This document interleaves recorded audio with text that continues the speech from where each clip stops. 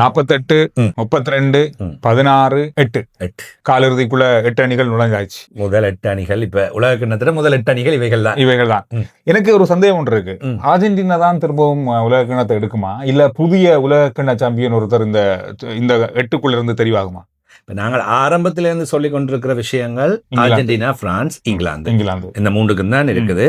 திருப்பியும் Argentina, France இறுதிப் போட்டி ஒன்று வருவதற்கு வாய்ப்புகள் இருக்கின்றது என்பது உலக கிண்ணம் ஆரம்பிக்கப்பட்டதும் பேசப்படுகின்றது. எனவே அடுத்தடுத்த 2வது உலகத்தினத்தை அர்ஜென்டினா வெற்றி பெறலாம் என்ற பேச்சுக்களும் இருக்கு, அதிகமா இருக்கு. காரணம் எகிப்து அணிக்கு எதிரான கடைசியாக அவங்க பெற்றுக்கொண்ட வெற்றி, கடைசி நிமிடம் வரைக்கும் எகிப்து அணிக்கு வாய்ப்புகள் இருக்கு அப்படின்றதான் எதிர்பார்க்கப்பட்டது. காரணம் அவங்க தான் கோல் அதிகமா முதல்ல அடிச்சிருந்தாங்க. இதனால எகிப்து அணியே இந்த 8க்குள்ள வந்திருக்கலாமோ, காலிறுதிக்குள்ள வந்திருக்கலாமோ, அர்ஜென்டினா வெளியே போயிருக்கலாமோன்ற மாதிரியா நிறைய கருத்து வேறுபாடுகள், முரண்பாடுகள் இதெல்லாமே இந்த நிமிடம் வரைக்கும் இருக்கு. இல்ல, எனக்கு இந்த முறை கால்பந்தை பார்த்ததும் பிறகுதான் நான் யோசிச்சேன், இந்த அடிபாடுகள், சிக்கல்கள் கிரிக்கெட்டுக்கு தான் இருக்கும். இந்தியா பாகிஸ்தான், இந்தியா இலங்கை, இந்த ஹேட்ரஸ், ஒரு வீரருக்கு ஒரு நாட்டுக்கு சப்போர்ட்னா மற்றவங்களை போட்டு திட்டுவாங்கன்றது எல்லாம் இருக்கும்னு பார்த்தா ஃபுட்பால் அது இன்னும் மலிஞ்சு கூட அதிகமா இருக்கு. அது ரொனால்டோ நம்மட எல்லாருமே மெஸ்ஸிக்கும் அர்ஜென்டினாவுக்கும் எதிர்ப்பு. அதே மாதிரி வேறு சில காரணங்களால சில அணிகளுக்கு சப்போர்ட், சில அணிகளுக்கு எதிர்ப்பு. இப்படி பல சிக்கல்களை நான் இந்த உலக கிண்ணத்துல பார்த்தேன். அப்பாடா, என்னை பொறுத்த வரைக்கும் நான் கால்பந்தாட்டத்துல சகல வீரர்களையும் பார்ப்பேன், ரசிப்பேன். இவர்தான் அவர்தான் என்றது இல்லை, பிடிக்கும். ரொனால்டோவாக இருக்கட்டும், மெஸ்ஸியா இருக்கட்டும், அவங்க லெஜெண்ட்ஸ். அவங்கள பார்த்து நாங்கள் ரசிக்கணும். ஆனால் நாங்கள் அவங்கள பார்த்து கோவப்படுறாங்க அல்ல அவங்கள எரிச்சல் படுறாங்கன்றது எனக்கு புதுசாக இருக்கு, வித்தியாசமா இருக்கு. அப்படி இல்லை தானே. இப்போ ஒருத்தர் ரொனால்டோ, மெஸ்ஸி அப்படின்றதுக்காக நாம எல்லாரும் விரும்புவாங்கன்னு இல்லை. அதைத்தான் நான் பார்த்தேன். அது அவங்களுக்கும் சில விருப்ப வெறுப்புகள் இருக்கும். அது நீங்க விருப்பம்ன்றது ஓகே, அந்த வெறுப்புன்றதுதான் எனக்கு கொஞ்சம் புதுசா இருக்கு. சச்சின் டெண்டுல்கருக்கும் வெறுப்பு இருக்காங்க, சங்கக்காரருக்கும் இருக்காங்க, மெஸ்ஸிக்கும் இருக்காங்க, ரொனால்டோவுக்கும் இருக்காங்க.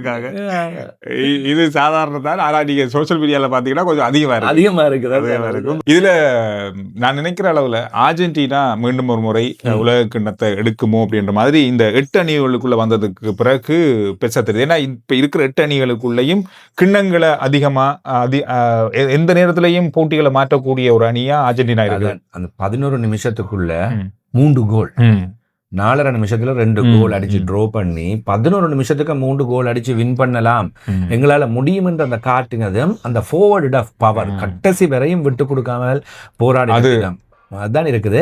அதே நேரம் அர்ஜென்டினாவுடன் அந்த கேபவர்டே அணியோடையும் எகிப்து அணியோடையும் தோற்றதில் பார்த்த 2 விஷயம். பல அணிகள் மிக ஓகொண்டு வருவதற்கு கோல் காப்பாளர் முக்கியமான காரணமாக இருந்தார், டிஃபென்ஸ். ஆனால் அர்ஜென்டினாவோட டிஃபென்ஸை உடைக்கக்கூடியதா இருக்கின்றது. விட்டால் விட்டார்கள். எகிப்தோட தான் நடந்தது. அதே மாதிரி எகிப்தோடு நல்ல முறையில் விளையாடியது அர்ஜென்டினா. பந்து கட்டுப்பாடு கூடுதலாக இருந்தது அர்ஜென்டினாவிடம். ஆனா கோல் அடித்தது எகிப்து. அந்த கோலை அடிப்பதற்கான வாய்ப்புகளை கொடுக்கின்றார்கள் அர்ஜென்டினா. கேபவர்டே அணியோடும் அது நடைபெற்றது. உடைத்து போட்டு போய்விட்டால், பந்தை எடுத்து விட்டால் எதிரணி கொண்டு வந்து கோல் அடிக்கும் வரையில் விடுகின்றார்களோ, கொஞ்சம் இலகுவாக எடுத்துக் கொள்கின்றார்களோ என்பது போன்று இருக்கின்றது. எனக்கு தெரிந்து எகிப்து அணியுடனான போட்டியின் பின்னர் அந்த பிழையினை அவர்கள் தீர்மானிக்க முடியும். எகிப்து அணியோடு செய்த இன்னும் ஒரு அர்ஜென்டினா பிழை, முக்கியமான 3 டிஃபென்ஸை மாற்றி, அதில் 2 பேர் டிஃபென்ஸ், அவர்களை மாற்றி 3 மாற்றித்தான் முதல் களமிறக்கினார்கள்.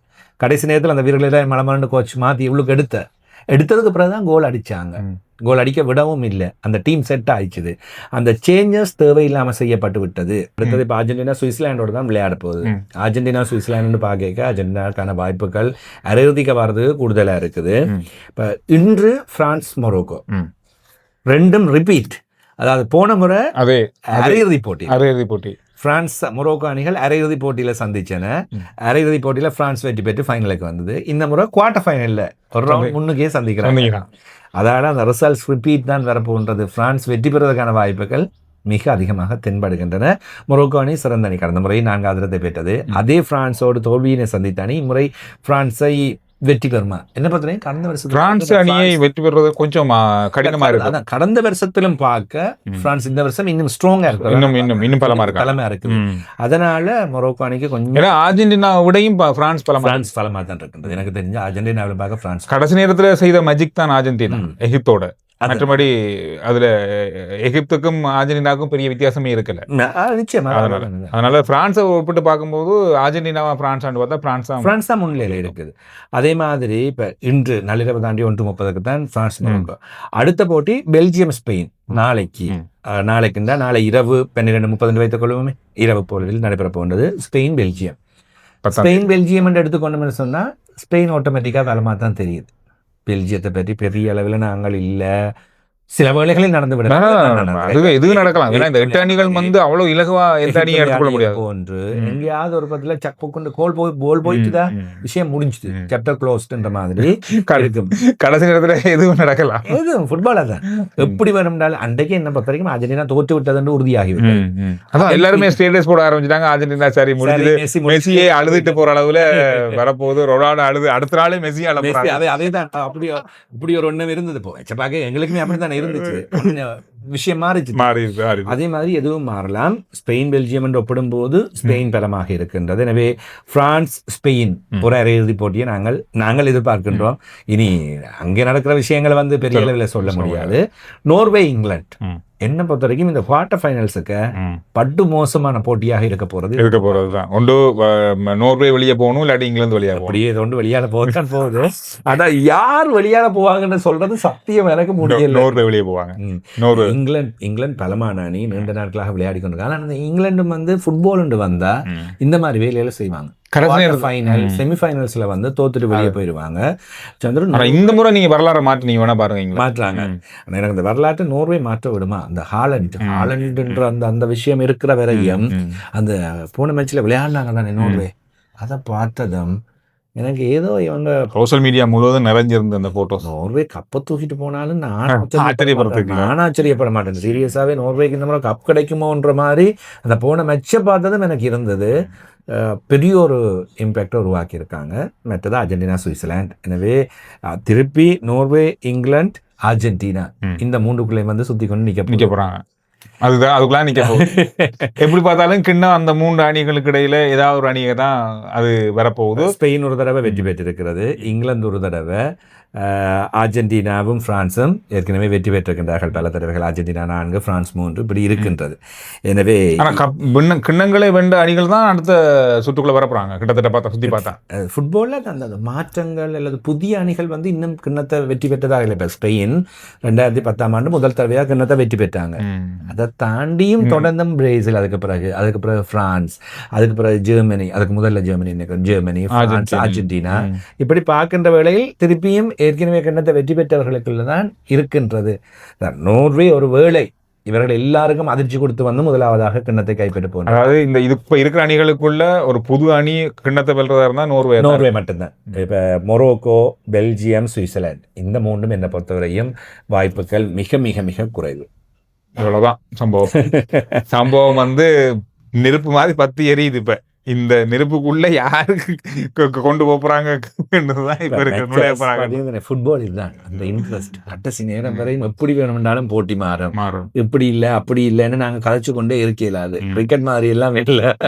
ரைட், ஓகே, பாப்போம். ஃபர்ஸ்ட் பேட்டிங், அடுத்த பேட்டிங் ஒரு 5 ஓவர் 10 ஓவர் பார்த்தாச்சு, சரி மேட்ச் முடிஞ்சதுடா. 2 விக்கெட் போனாலே போட்டி மாறும், எழுப்பி போயிட வேண்டியது. ஒரு கோல் போனாலே எல்லாம் மாறிடும். ஒரு கோல் கணக்கு வேற, முடிவு மெட்ட பக்கமா மாறி போகும். அப்ப அடுத்தது நடக்குமா, சம்பவம் ஒன்று நடக்க போகின்றதா, அப்படி பார்க்கின்ற பல சுவாரஸ்யமான விஷயங்கள் இருக்கு. ஓகே, நிகழ்ச்சிக்கு அனுசரணை வழங்குறாங்க மோட்டோல் என்ஜின் ஆயில். இவர்களின் விநியோகஸ்தர்கள் NS ரட்னம் மோட்டார்ஸ், வவுனியா, மன்னார், முல்லைத்தீவு, கிளிநொச்சி ஆகிய மாவட்டங்களில் இவர்கள் மூலமாகத்தான் மோட்டோல் என்ஜின் ஆயில் டிஸ்ட்ரிபியூஷன் நடக்கின்றது. எனவே இவர்களிடம் செயினுக்குள் நீங்கள் அந்த என்ஜின் ஆயிலை வாங்கி உங்கள் வாகனங்களை பாதுகாத்துக் கொள்ளுங்கள். ஹோண்டா தயாரிப்புகளுக்கான சிறந்த என்ஜின் ஆயில் மோட்டோல். அதே போல் ஐடிஎம் இப்பொழுது வவுனியாவில் உங்களுக்கு எந்த கற்கனரி, எந்த டிப்ளமா, எந்த டிகிரி உங்களுக்கு படிக்கிறதுக்கு ஆர்வமாக இருக்குது, படிக்க தகுதியாக இருக்கீங்களோ அத்தனையும் வந்து கொழும்புக்கே வரதில்லை. நீங்கள் இப்போ வவுனியாவில் ஐடிஎம்மிலே படிக்கலாம். எனவே வவுனியா காளிகோவில் வீதி குருமன்காட்டில் அமைந்திருக்கின்றது ஐடிஎம் நேஷன்ஸ் கேம்பஸ் இன்டர்நேஷனல். அங்கே செல்வதன் மூலமாக புதிய நவீன தொழில்நுட்பங்களோடு கூடிய கற்கைகளை நீங்கள் பெற்றுக்கொள்ளலாம். ஸ்பெஷலாக டிகிரி அங்கே இருக்கின்றது என்பதை மனதில் வைத்துக் கொள்ளுங்கள். லோ டிகிரி உட்பட பல டிகிரி ப்ரோக்ராம்ஸ் இருக்கின்றது. அங்கே சென்று மேலதிக விவரங்களை பெற்றுக்கொள்ளுங்கள்.